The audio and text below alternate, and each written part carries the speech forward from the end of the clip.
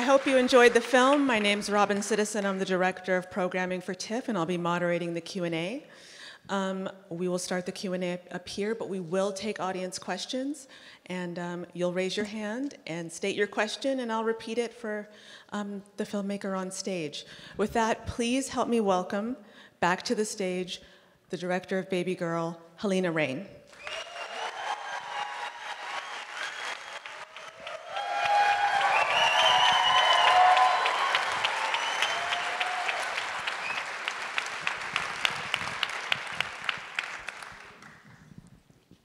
Thank you for joining us. Thank you for having me.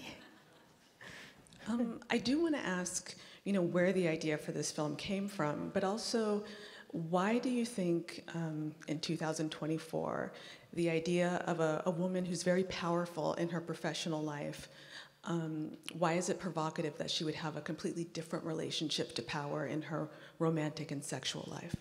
Oh, I love how you phrased that question. So first, the idea came from a question that I had.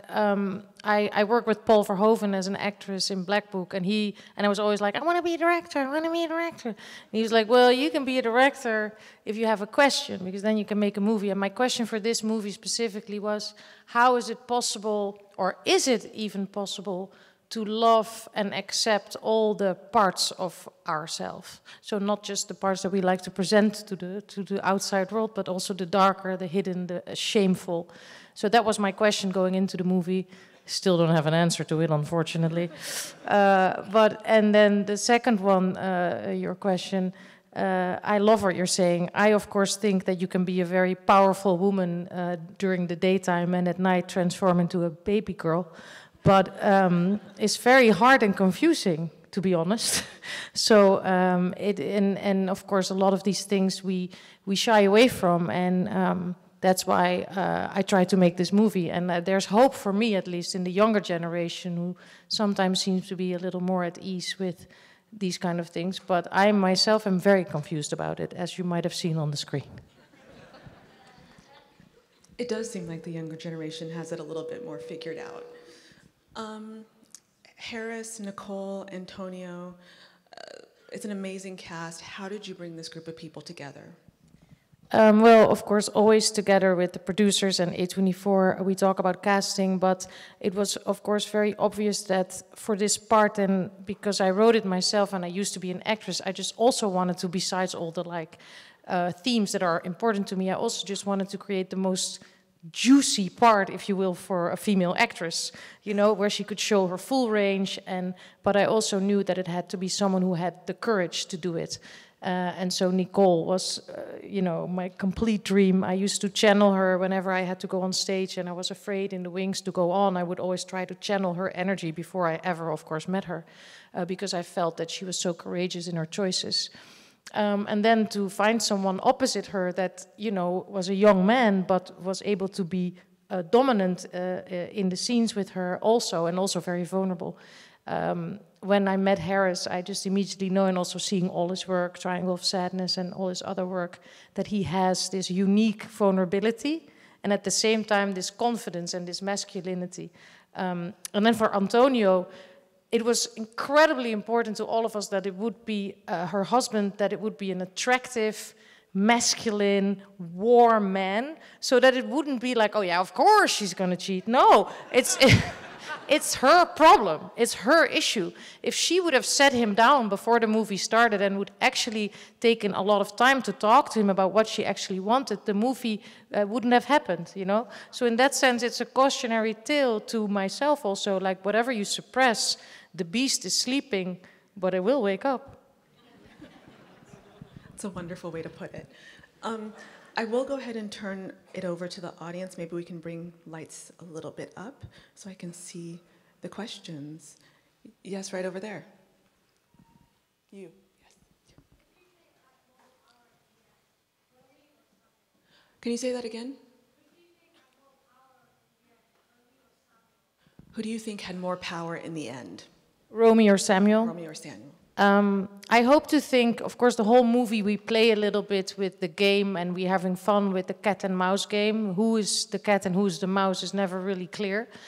So I hope in the end that they both, even though the journey that they take might be dark and taboo, because they're still cheating and they're hurting people, but I do hope that both of them might find also some healing through this experience. So in that sense, I hope both of them are more powerful towards themselves and love themselves a little more. Yes, right here. You.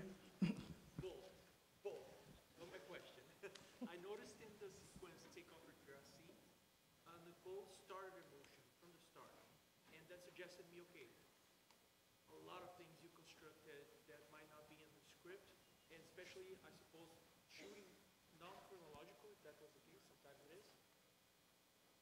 How did you do it with her? How did you work with her, create that character, everything that we might not see, but we project ourselves, I understand, but how did you do it?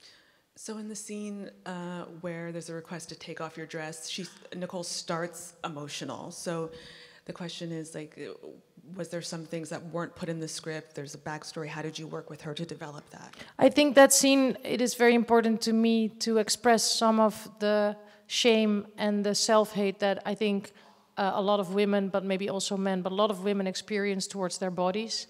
And no matter what you look like, if you are thin or not thin or whatever you look like, we all experience a weird relationship with our bodies. And in that scene, I really wanted to express that. So when the moment sort of comes closer that she has to take her clothes off, she apparently hasn't done that until that moment for this young man.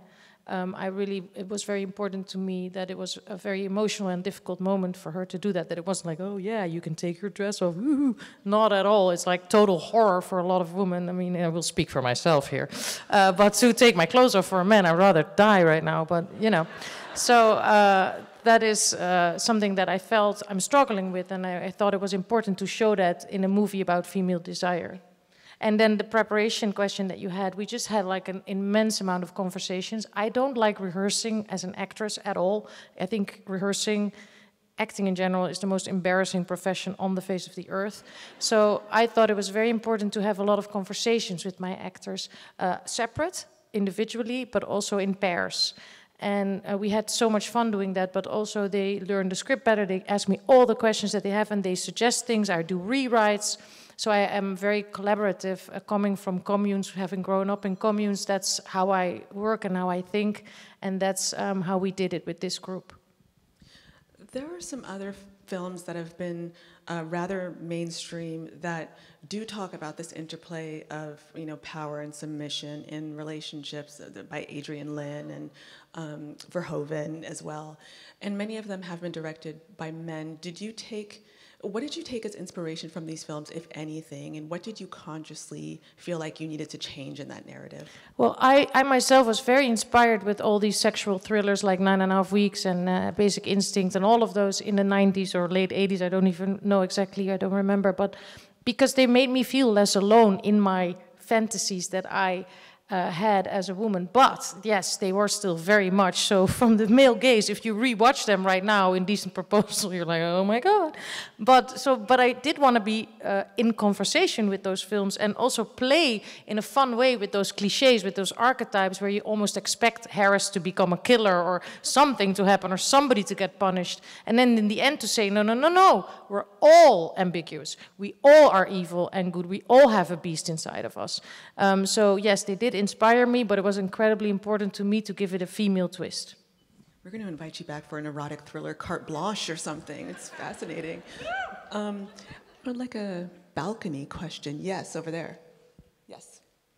Hi, I just wanted to say the movie's great, but I want to talk about the music. Oh. I've seen a lot of films, and I never finished the film. I mean, Nicole Kidman, all great performances. But can we talk about the music? I thought it was fantastic. So the question is, the movie was great, but let's talk about the music. I love it. I like it. I thought the music really pushed some of the scenes, and I was wondering if you can elaborate on why you made those music choices. The music has been composed. I'm talking about the score. Of course, there are some needle drops, father figure in excess.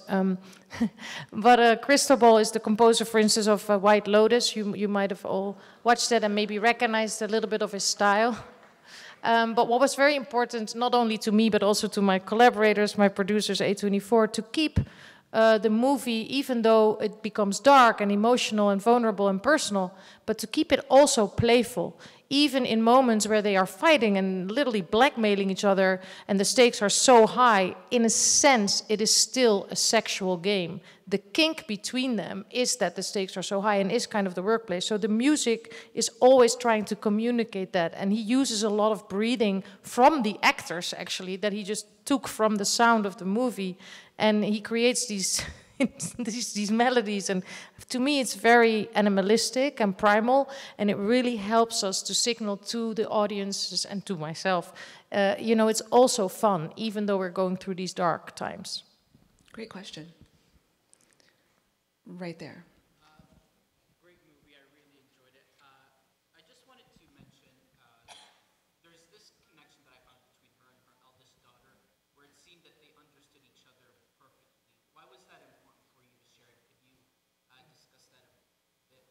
Yeah, thank you for noticing that. That's a very important storyline to me. In the beginning, she's having a little bit of a hard time with her daughter to relate to her because, you know, Romy, the character, wants to be very feminine and wants to wear an apron and wants to be in control and has this like archetype image of what a woman should be. And her daughter isn't all of that. And she has kind of like a hard time accepting that. And of course, the daughter is very angry with her in return, confronting her about what she does to herself with the Botox and all of that. But slowly throughout the movie, when Romy is having the affair, and she's kind of like trying to talk to her daughter, who has a very different idea of, you know, polygamy even maybe, and, you know, who has a girlfriend but also makes love to the neighbor girl in the pool. And I kind of like that the relationship between the mother and the daughter almost shifts, where the daughter becomes a little bit more the mother at the end and is saying to her mom, you know, Dad will forgive you, it's okay. You know, Mary forgave me, which is, of course, such a sweet thing to say. And they come closer together. Yes. That was a great film. I really enjoyed it. I was just wondering, so in the beginning, I noticed there was quite a bit of, like, I guess, mansplaining within her romantic relationship, especially with her husband.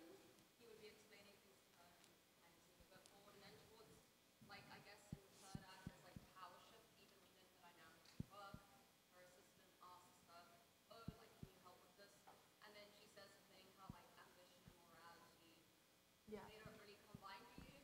Do you agree with that, or do you think that the movie is trying to explain how there's a mix of that? I think a mix. I think for me, all the different characters, the four lead characters represent different ideas and different views on these themes of surrender, control, power, sexuality, existential crisis. And I don't agree or disagree with any of them necessarily. I just feel all of them inside me, which I think goes for all of us. We're all so ambiguous, and that is why living on the planet Earth is a very hard thing to do, because in yourself, you're so kind of like, you've so many conflicted layers and parts. So I don't really have an opinion as to what is good or bad in the movie. I just want to show the full range and say, help me, I don't know. At the end, Nicole and Antonio's characters end up back together, and we see the dog also come back. Was there another way that you thought about ending this story? I always wanted to end with joy, and the movie for me is a tribute to female joy and to female liberation, if you will. And I guess every movie... And every movie is maybe a little bit a letter to yourself, that you also hope, of course, to share with others. But the letter to myself was to kind of stimulate myself to have a little more joy with my body and not only see it as this kind of battlefield of how it should be and it isn't. And also, I think as women, we don't even know what we want yet. You know, we just got the right to vote, so we're basically just discovering who we are. And then, You know, instead of wanting to be chosen by a man, we kind of like have to discover, but what do we really actually want? So we don't know that, and this movie is not answering that question, it's just asking it, and it's amazing to have this kind of conversations with women and men, because it's also about masculinity and the struggle. What is it to be a man right now? And what can you be, and what is expected of you, and how, and all of that. I love that you brought masculinity back into it as well. So many questions. Okay, right there. Amazing film. I really loved the casting. Something that I noticed was that you chose Antonio Banderas, a very masculine and sexy character, to play the husband who gets cheated on. So I was wondering if you could explain a little bit of the thought. Yeah. I just want to repeat it so everyone can hear it. And I think you talked about it a little bit before. You chose Antonio Banderas, who's very masculine and sexy, to be the cheated upon husband. So can you talk more about that? Yeah, I just didn't want it to be so obvious, like, of course she's going to cheat. I don't think it's his problem. I think it's her problem. The movie is not only about sexuality and desire, but also about a woman in an existential crisis, you know. And so she's having a crisis with herself, and she should communicate with her husband more so that he's then able to do what she needs or wants, but she's not able to do that. And that's the journey that we're looking at. So I wanted to have an actor that was incredibly strong and attractive and hot, and that we all as women would be like, stay with him, are you nuts? So that it was about her, you know, and not about him doing something wrong. We have time for one last question. In the back, right there, yeah.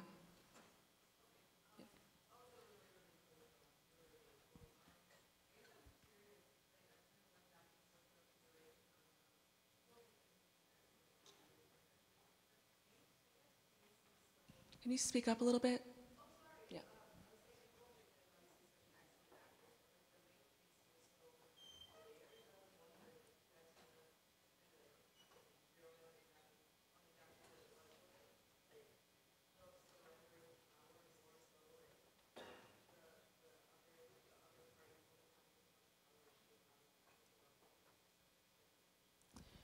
So her main kink was, so you have to project.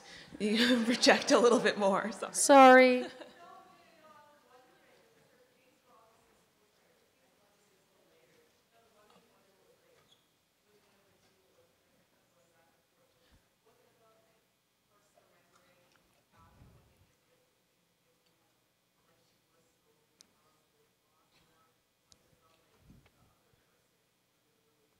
Yeah, I get it. So she's. I think you're asking about her kink, right? That it was so layered, and but what was it exactly? And I like that question a lot, actually. And I think, of course, the title says it a little bit, but you know, she thinks she has to be perfect in every role that she plays. And again, I think a lot of women and also men and every person can relate to that, where we think we have to be perfect mothers, perfect daughters, perfect leaders, perfect career, perfect everything. And so all day long she's trying to be that strong and that perfect, and then at night she just wants to be a baby girl who seeks a little bit of a daddy. So that's part of the kink, I think, you know, and to lose control and surrender, like you say. But I think beneath that is a deeper kink, if you will call it a kink, and that is that she almost wants to be destroyed a little bit. And that is kind of like a midlife crisis moment where you're like, where... You know, what happened in my life up until now? Where am I going? I see death at the horizon. That's after 45. That's the clock starts to tick. And she's like, And then this guy arrives, and she's like, he is this perfect tool that I can destroy myself with. So that is maybe also some part of her kink, and destruction meaning like reducing herself to a little baby girl almost in, you know, in the bedroom. But that's a game. Right? It's not real. It's just a game that she gets very much into, and that then the stakes become high and she almost loses everything.